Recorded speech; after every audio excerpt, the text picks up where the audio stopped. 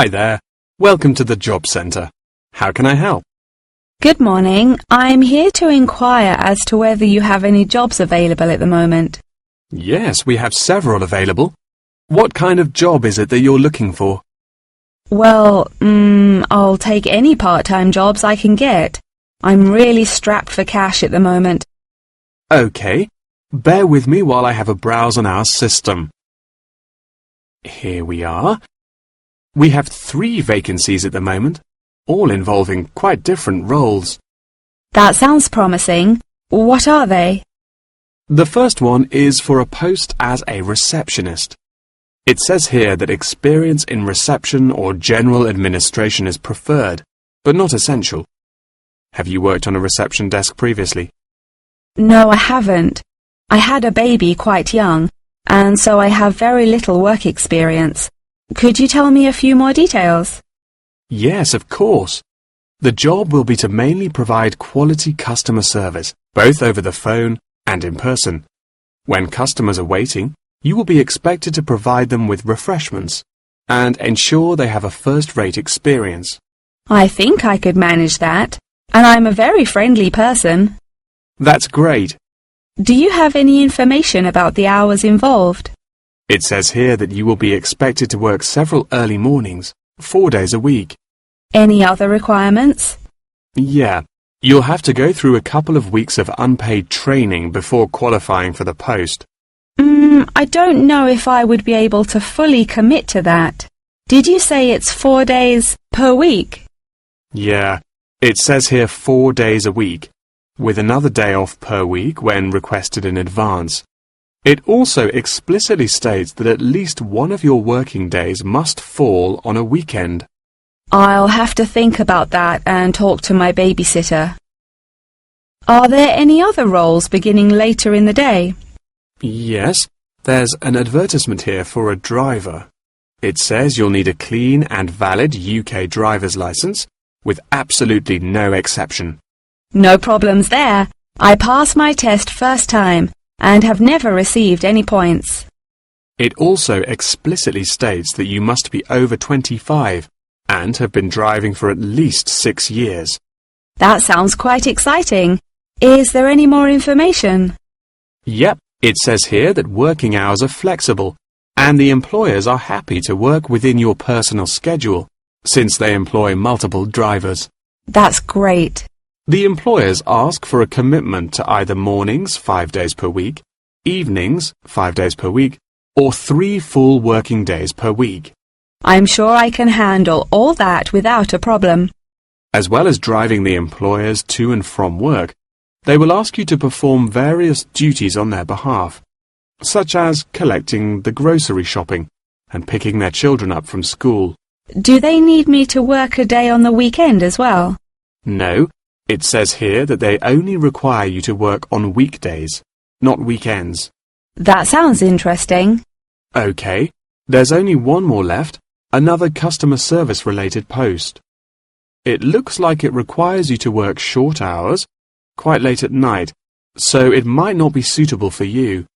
Do you want to hear about it anyway? Yeah, can't do any harm.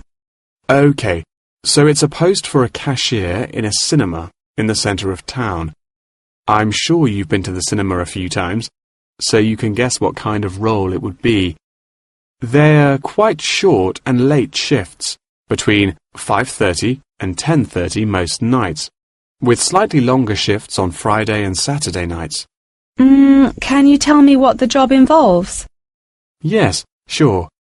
It says that you'll be required to sell and dispense tickets and provide refreshments. Also, they ask that you be quick on the computers, since you'll also need to take bookings over the phone, but you'll receive basic training for that. Do they need me to work weekdays as well?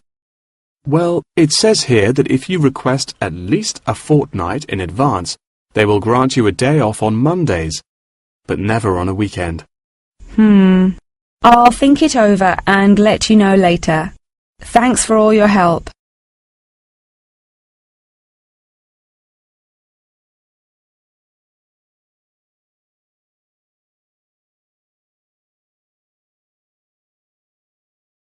Thank you all for coming to my talk this evening. It's nice to see so many people in the audience. For those of you who don't know very much about Connection, let me start by giving you some background information about it.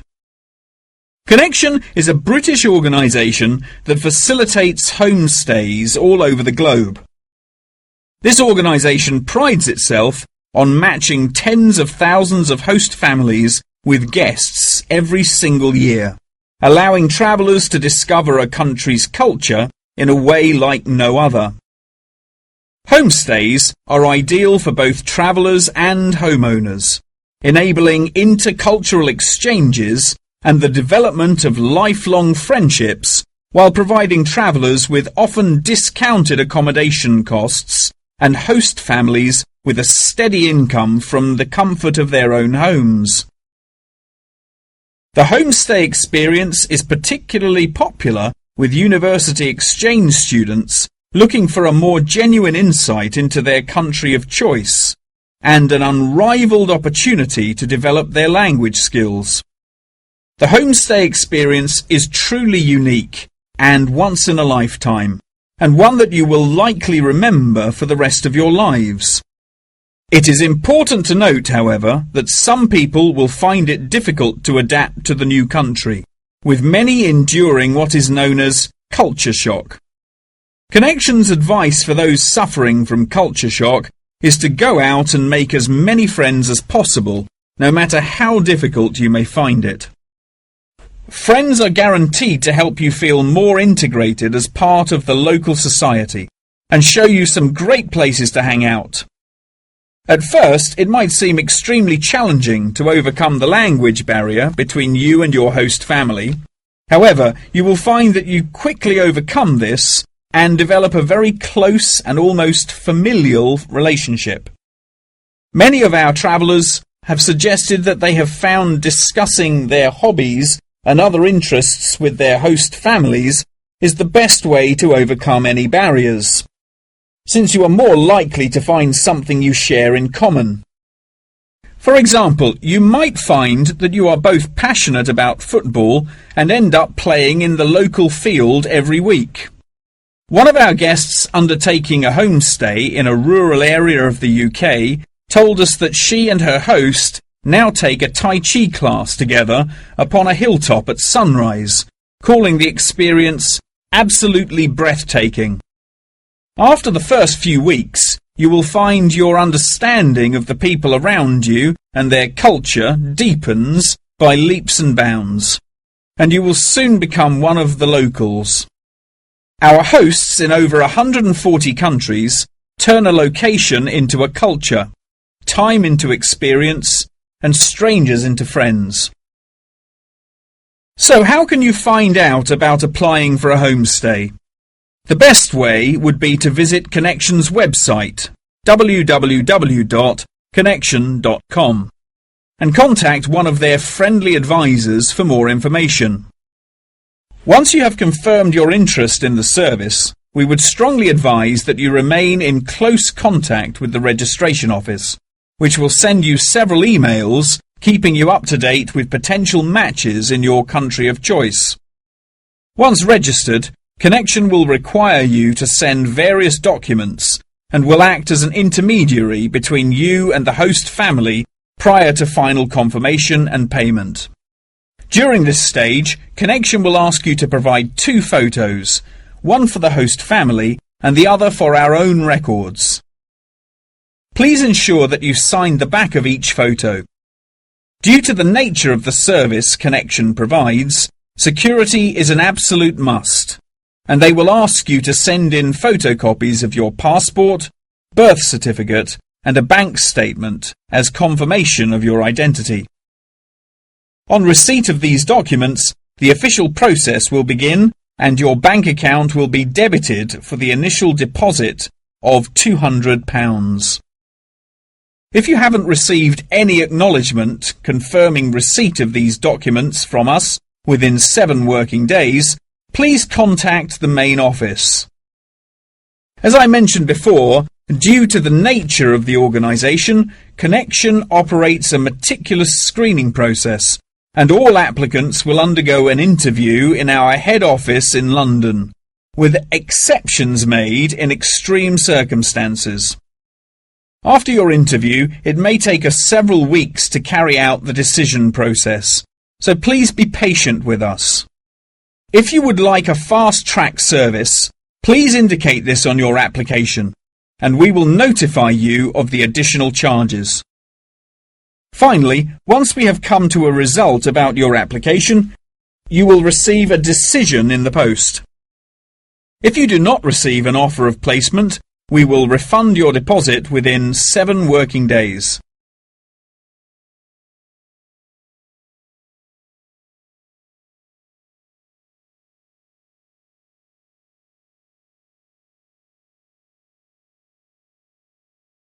For next week, I'd like you to undertake a piece of research in preparation for writing your final essay.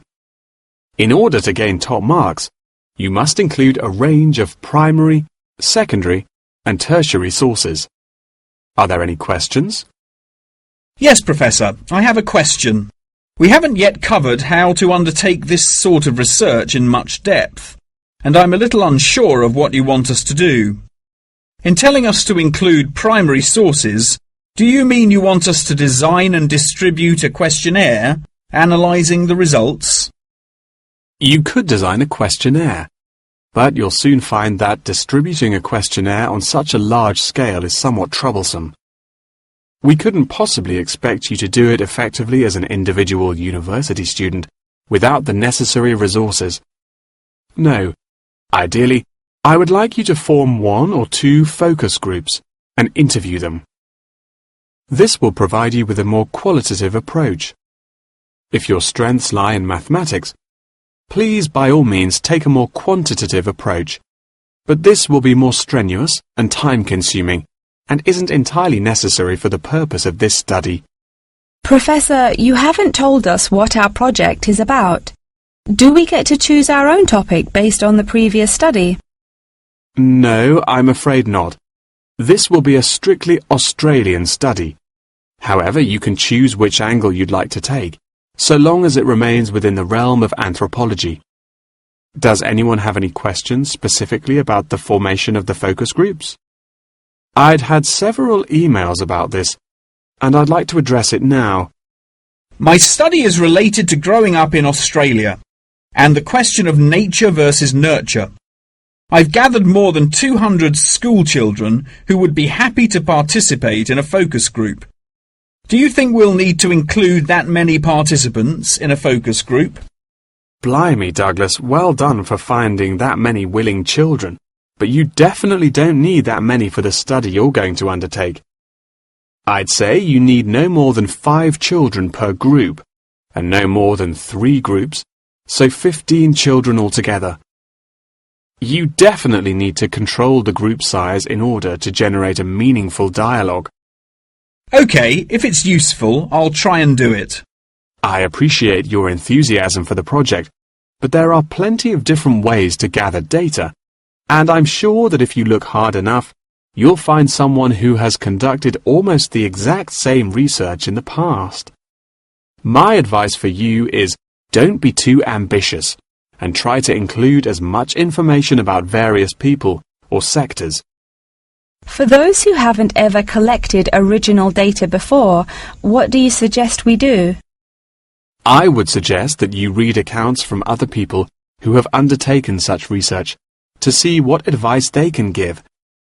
I would also encourage you to read Chapter 8 in the course textbook, which should give you a good introduction to collecting data. Moreover, you should try to practice using the data table provided in your course handbook.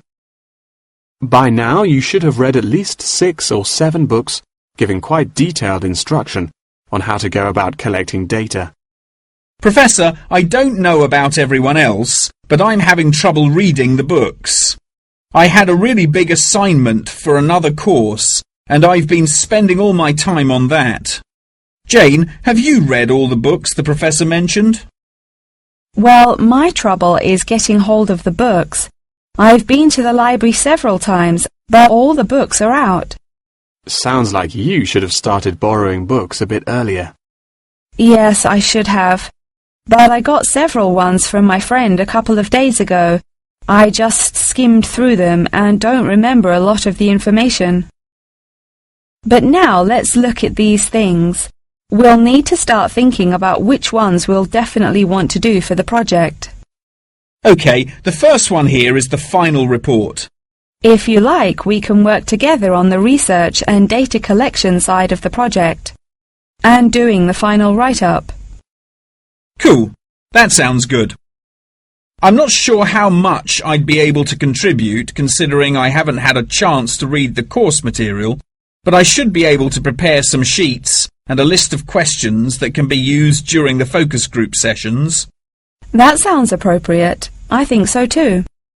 Do you think we'll need to write a letter to send to the participants, telling them the time and place for the interviews?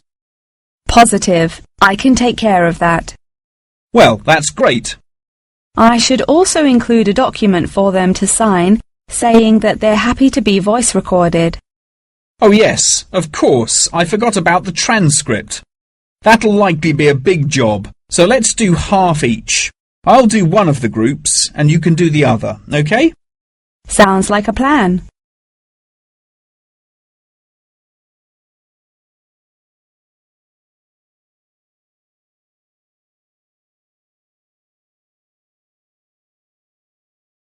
Good morning, everyone. Today I'm going to talk about the graphical symbol. A graphic symbol is a written symbol that is used to represent speech, such as those used in the Greek alphabet. The term graphic symbol encompasses anything from the logographs used in Egyptian hieroglyphic writing to ancient Chinese pictograms. Early symbols were based on pictographs and ideograms before they were developed into logographic writing systems. These systems are still in use in some non-literate cultures in Africa, the Americas, and Oceania. Indeed, elements of pictography are still found in modern Chinese characters, and it is often an interesting exercise to trace the origins of some Chinese characters. Pictographs remain in common commercial use today as signs, instructions, or statistical diagrams. Road signs and public toilet signs, and even flat pack assembly instructions utilizing pictures, are considered pictographic. Ancient graphic writing systems provide researchers with a wealth of knowledge about past civilizations. In 1799, one of the most important historical discoveries was made by accident when members of Napoleon's expedition to Egypt found a stone in Rosetta that exhibited 3 different scripts. The stone, now known as the Rosetta Stone, was studied in significant depth by scholars and was first deciphered by Frenchman Jean-François Champollion in 1822. He was able to correctly determine the phonetic values of the symbols, and later research has confirmed his findings. In many of these symbols, lines are used to portray a multitude of meanings, and knowledge and understanding of these lines holds the key to comprehension of graphic writing systems. A key moment in the history of communication was the invention of the camera obscura, or camera. Although the concept can be traced back to the 5th century BC Chinese philosopher Mo Ti, the first photographic image was ultimately created in 1826 by Joseph Nicéphore Nicéph. Photography, as it was later known, enables researchers to piece together and better understand history.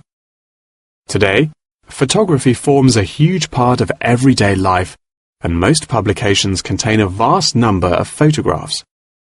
Photography is used in advertising and is now becoming a way to increase awareness of existing world issues. For example, animal welfare charities are increasingly using photography to advertise animals that are at high risk of endangerment.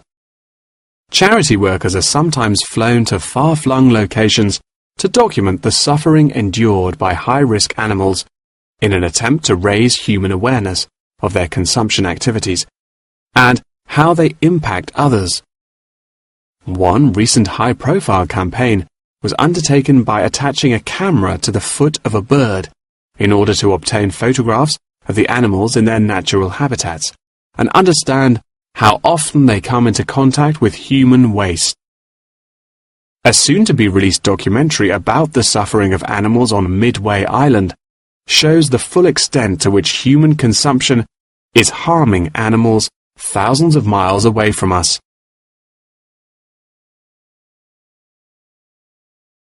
As photography continues to progress, with the use of drones now becoming somewhat commonplace, we should expect more and more objects to be included in the future, expanding the horizon of photography ever further. Indeed, the downward pressure on traditional media prices means that media companies are being forced to get creative on how to make a profit. Many have found that the answer to this lies in advertising, and companies are now willing to devote a large portion of their budgets to advertising in newspapers. By the same token, marketing has become an essential part of a company's business model, often meaning the success or failure of a company. As a result, much time and money has been pumped into the development of effective branding, with attractive packaging playing a large role in this. However, many governments are now seen to be cracking down on marketing and packaging in an attempt to protect consumers from being misled. In particular, tobacco companies are now subject to ever-increasing regulation. For example, in the United Kingdom, legislation is soon to pass preventing any form of branding or differentiation on cigarette packaging in efforts to curb the harmful effects of smoking. Finally, one must not forget the fundamental role that graphic writing systems have had to play in mathematics. Graphs, icons, and diagrams often form the very basis of these branches of academia.